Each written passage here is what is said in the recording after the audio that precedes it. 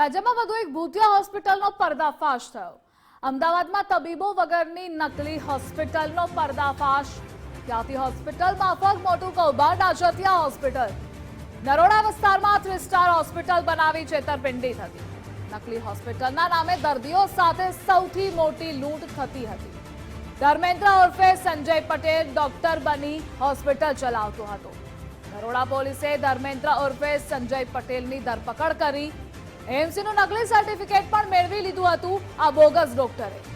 3 star હોસ્પિટલમાં ICU trauma centre હતું, કોઈ રજીસ્ટ્રેશન પણ નહોતું અને ખોટા સહી સિક્કાથી આ હોસ્પિટલ ચાલતી હતી।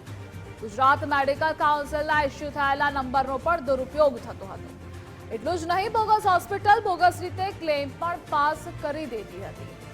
જોકે તપાસ થઈ રહી છે। તમામ ડોક્યુમેન્ટ હાલ કબજે કરવામાં આવ્યા છે। દર્દીઓ પાસેથી રૂપિયા લેતા અને ક્લેમ પણ રજૂ કરતા હતા। ઝડપાયેલા આરોપીના રિમાન્ડ લેવામાં આવશે, આવું એસીપીનું સ્ટેટમેન્ટ છે।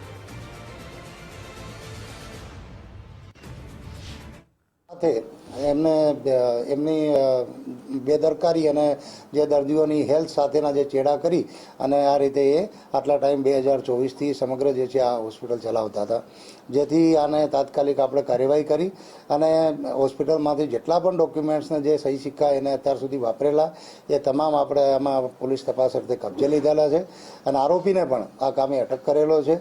અને આ આરોપીનું અમે જે છે ભૂતકાળ તપાસ્યું તો એને 2022માં બાદ એસડીએફસી એર્ગો કંપની સાથે આ રીતની જ પોલિસીઓએ કરાવી। નવરંગવાવ પોલીસ સ્ટેશનમાં પણ એક ગુનો નોંધાયેલાનું ધ્યાને આવેલ છે।